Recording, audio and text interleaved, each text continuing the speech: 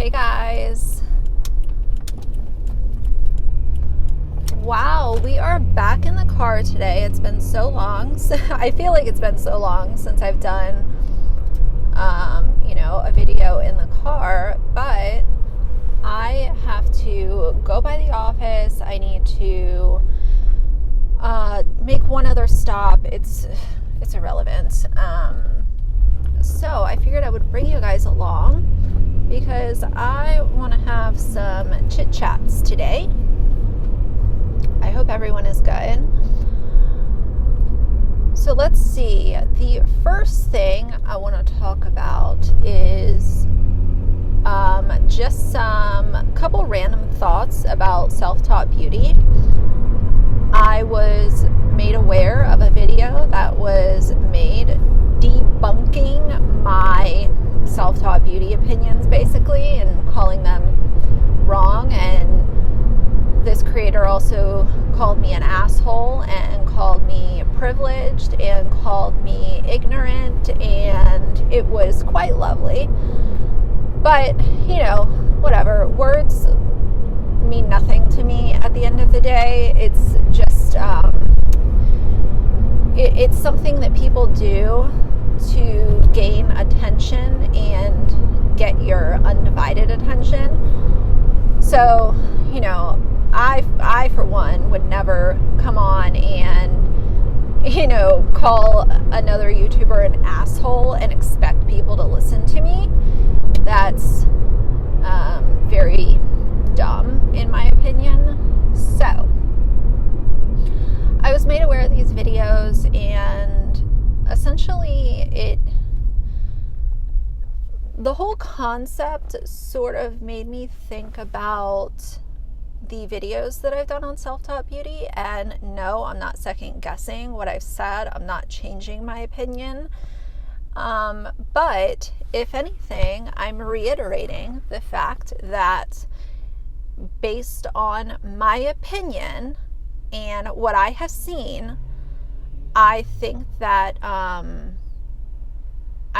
some of Mandy's story is accurate, and I think that some of it is being used to sadfish and collect donations, and it is what it is. That's my opinion, and we can all have our own opinions on things. But at the end of the day, you guys, look at how people on YouTube, there are many YouTubers who have a platform, something happens, they share with their subscribers, the subscribers either help them out or they don't, depending on what the subscriber wants to do. And life goes on. And this has happened time and time again with YouTubers.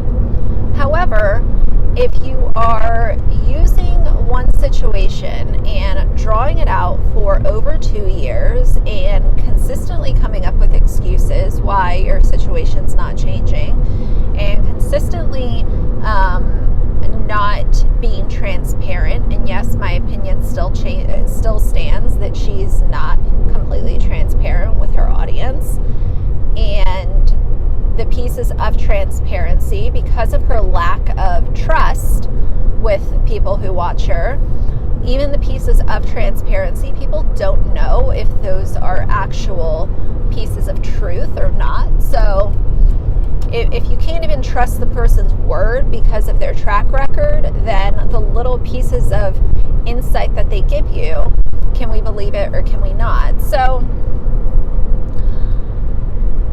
YouTubers falling on hard times is not something that is unheard of, but usually it's not used as a ploy to continue to gain money and donations for so long, while simultaneously not doing anything to, make things better.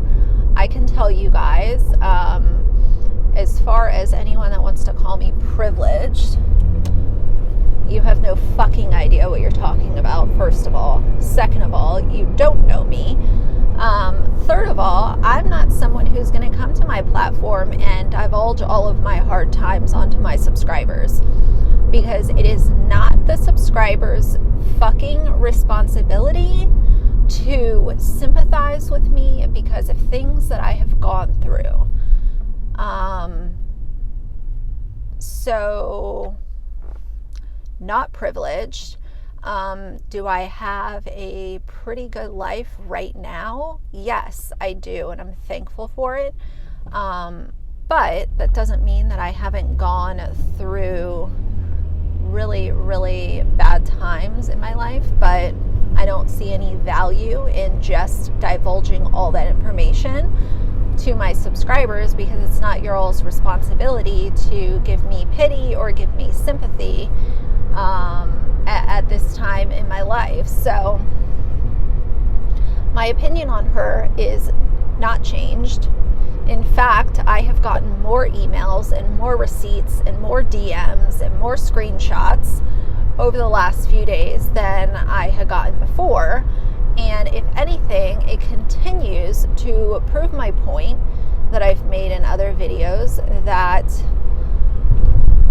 it's something that is being used in order to generate revenue off of her subscribers. And I also want to say one more thing about the whole AdSense thing, because that video was very, I think, engaging for a lot of people to hear about it from someone who has AdSense and has, utilized the website before. There was an older video of hers that I watched, and she actually shows that her checking account was linked to her AdSense. So I will show that screenshot right here if you guys are curious. But again, it goes to show that at one point in time you had a checking account.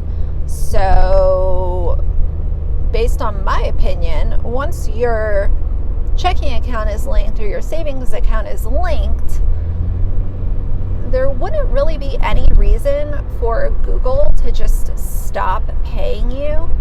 And there also wouldn't be any reason for that checking account to be deleted unless it was done by the user. But at the end of the day, a credit card or debit card is still not an option. You cannot enter a credit card number and an expiration date in AdSense, period. So it's just not even an option. There's no entering the 16-digit card number and the expiration date and the CVV like you would if you were placing an order on Amazon or on Sephora, or any other vendor on the internet. That's not an option on AdSense. It's not an option that some people get and some don't. It is not an option. So this is what I'm saying. All of these little lies that are being proven to be lies stack up against you. And then once you show people a little piece of information, they don't know whether they can believe it or not. It's just like the fucking water pipes. You show these pipes, then it's proven that it was taken off of someone else's website and thrown into your video to make it look like this is what I'm doing, but then it's proven wrong. These are tactics that are used by scam artists, and I'm not stupid. I'm not ignorant to it. And at the end of the day, my overarching opinion on people like her is that it is not the subscriber's responsibility. You do not need to plant seeds of sympathy and pity and this is what's going on, and it's been such a long road. It's just ridiculous, and it's been drawn out for so long. I don't think that everybody on YouTube is a liar. I don't believe that everyone that has a GoFundMe is a liar.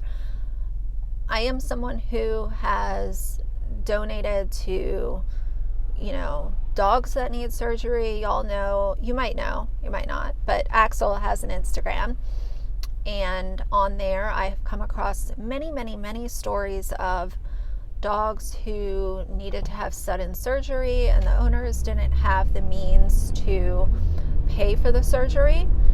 And they've set up GoFundMes, and I am, not the first, because typically, the first person to donate is the person that opened it for the people. But, I'm very quick to donate on that and help spread the word. And, I like helping people. I like helping animals. But if you have proof against you that things are not lining up, then I have a huge problem with that. And unfortunately, when you have people who are stretching the truth or lying or giving half truths and dragging things out and all of this kind of stuff that goes on, it ruins it for everybody, because then you have people who are skeptical of everyone, and that sucks. This is the David's Tea mango. It's my favorite. I love it. I'm excited to start making this iced once it gets warmer outside. I am so ready for spring, you guys. Whew. I feel like every winter my tolerance gets lower and lower for cold weather. I wonder if this tea would be good with honey.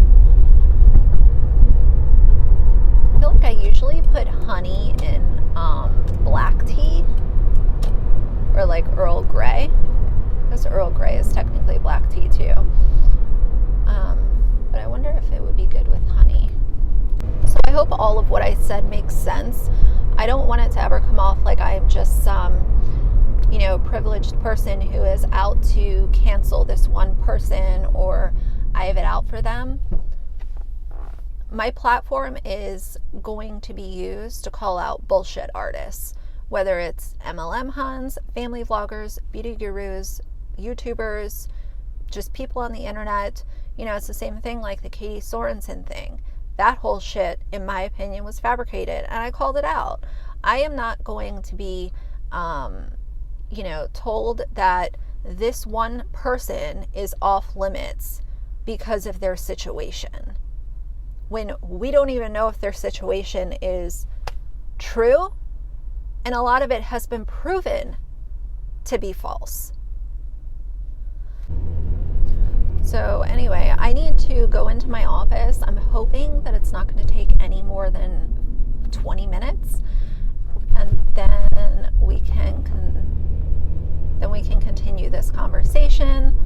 I also want to talk to you guys about James Charles and these massive allegations that have come out against him for not the first time, but it's a pattern, and I want to talk about that. So that's what we're gonna do. All right, you guys, in the parking garage. So I'm gonna go take care of this stuff and I'll be right back. All right, you guys, I'm back. That took about 2 hours longer than it should have, but it is what it is. I actually need to drop this FedEx off, and I was in there for so long that I missed our normal FedEx pickup, so I need to go across the street. There's a FedEx location over there where I can drop this off, and I actually need to make my way home. Sorry it's dark, but I can't do much about that. I could just keep the light on like that. That's a little bit better. Because I need to get Axel some dinner and give him a little walk. Oh, so the James Charles thing, let me talk about that for a second. So basically, this 16-year-old came out and made allegations against James Charles that there were, I don't even want to go into details because it just makes my stomach turn to even think about it. And I realize that this is a very sensitive topic for a lot of people. But there were some allegations of inappropriate exchanges online and through texts and stuff between James and this 16-year-old. And then I also saw a photo that the 16-year-old is going to the police with this, so it's not just something that he has told his story and that's it. So I don't know what will come to light with him going to the police, but it is the thing with the James Charles stuff that I immediately thought of was the topic of parasocial relationships. I've talked a lot about that on my channel, so I won't bore you guys today with it. But as far as, you know, James, I guess my question is like, why are you consistently getting into these situations with these young fans? In my opinion, I think that James is someone who really enjoys being idolized and adored because of his celebrity status. And I think that there are a lot of celebrities that fall into the same situation that he's in when it comes to fandom and stuff like that. But that's not an excuse. That is not a reason for it to happen. It is still completely disgusting. I don't give a damn if James Charles was 18. He's older than that, but even if he had just turned 18, why can you not go after someone your own age? And it's this consistent, oh, well, I guess I'll have to ask for ID. Like, you're full of shit. If you wanted to ask for ID, then you could have asked for ID, period. It's grossly irresponsible and disgusting on all fronts. I almost missed the other FedEx thing, and I'm like, this has to be delivered tomorrow morning. It has to be delivered. And he was like, oh, we'll go to the one over there. So I didn't want to like be trying to beat the clock and do my video. So what I was saying about James Charles is that, you know, in my mind, there's no excuse. I'm sorry. Like, first of all, why are you talking to your fans? Why are you going into DMs of straight men? Why are you DMing your fans? It's almost like he gets a better feeling if he's involving himself with someone who idolizes him. And if it's someone who is either famous like him or someone who, you know, you guys, like, there are plenty of people that do not watch YouTube. They don't know who James Charles is, believe it or not. I know it's hard to believe, but there are a lot of people that don't know who James is. So maybe it's like not as good of a relationship if it's someone who doesn't know who he is or doesn't care. But in my mind, it's just super fucked up, and the fact that it's been proven to be a pattern, I think, is super bothersome. It is something that should be paid attention to, and I don't think that this should just be something that is swept under the rug while James continues to build his net worth. Especially, it really bothers me too because a lot of his fan base is so young. So if James is not going to be held responsible for being inappropriate, then what is that showing his young fan base? What is that showing them? It's showing them that if you're rich and famous, you can do whatever the fuck you want to do, and you will not be held responsible, and you will continue to be praised by your fans. You can do what you want because you have money.